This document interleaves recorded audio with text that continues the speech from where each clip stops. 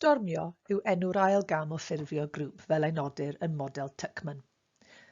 Bod hwnni'n swnio'n eitha dramatig, mae'n hollol normal i grŵp i fynd drwy gyfnod o stormio yn dilyn cyfarfod cynhyrchiol cyntaf. Mewn gwirionedd, mae hynny bron yn anochel. Wrth ystyried ei ddiffiniad bras, rydym i gyd yn meddwl am y term stormio fel rhyw fath o anfodlonrwydd neu negatifedd, neu hyd yn oed wrthdaro mewn rhai achosion. Mae Tuckman ac ymchwilwyr dilynol yn diffinio stormio fel cyfnod pan fydd yr unigolyn yn y grŵp yn ymateb i alwadau'r dasg a'r syniad o weithredu fel grŵp. Gall hyn fod yn rhan anodd o waith grŵp, yn enwedig os ydych chi'n teimlo nad yw'r prosiect ar y trywydd iawn neu os ydych chi'n cael anhawster ymdopi ar hyn sy'n ymddangos yn wrthdaro i chi.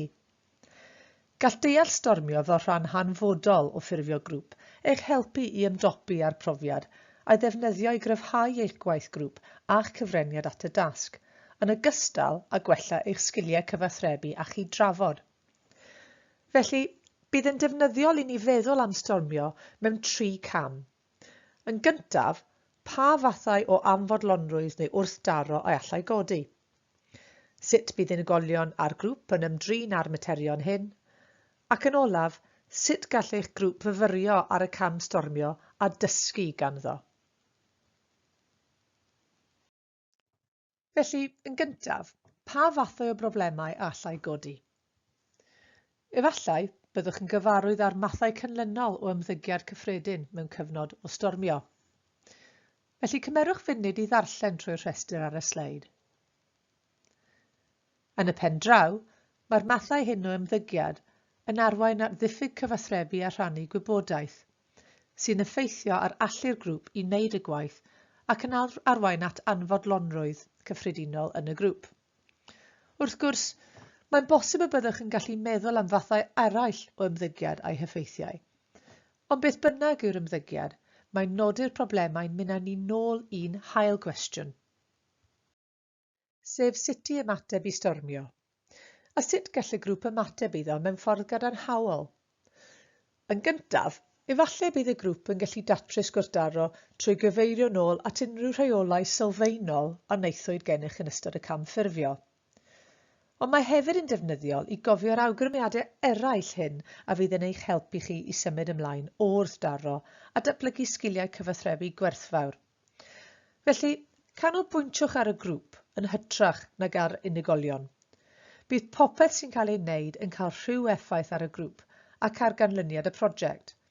Felly y peth gorau yw i ceisio mabwysiadu safbwynt ehangach. Dod o hyd i atebion ar gyfer y grŵp fel grŵp yw'r ffordd gorau ymlaen. Enghraifft, mae un person yn penderfynu ei fod yn anhapus gyda'r dasg, felly nid yw wedi gweithio arni. Nawr byddai'n hawdd i roi'r bai ar unigolyn hwnnw ac ymateb yn ddig. Yn lle hynny, meddyliwch sut gall fod yn rhan o grŵp helpu'r sefyllfa hon. Allai'r dasg benodol honno gael ei rhannu ymhlith eraill enghraifft. Ydy'n bosib ei bod yn anodd i'r unigolyn hwnnw? A fyddai'r unigolyn hwnnw'n ymateb yn dda i dasg neu i rôl gwahanol? Yn gyffredinol, dylech chi fod yn meddwl beth sydd orau i'r grŵp ac i ganlyniad y prosiect. Nesaf, canolbwyntwch ar y broblem yn hytrach nag ar y person. Mae'n hawdd teimlo'n rhwystredig gydag unigolion a rhoi'r bai ar bobl, ond os yw pawb yn cael cyfle i fynegu eu teimladau mewn ffordd onest, bydd hyn yn arbed amser ac yn atal problemau rhag codi nes ymlaen.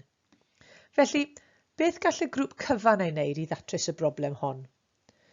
Efallai gallech chi ailystyried dyrannu'r tasgau a gwirio bod y dyddiadau cae yn realistig.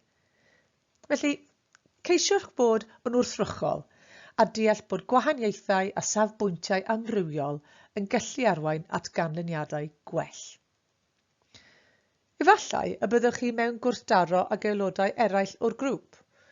Y gall problemau ymddangos yn amlwg i chi, ceisiwch gofio y gallai eraill weld y sefyllfa yn wahanol, ac efallai na fydd y problemau mor amlwg iddyn nhw. Ceisiwch esbonio sut rydych chi'n teimlo a pham, hyd yn oed os yw hynny'n ymddangos yn anodd. Gallech chi cael eich synnu. Wrth gwrs, Os yw pethau wedi datblygu'n anodd iawn, mae arweinydd eich cwrs yno i'ch helpu.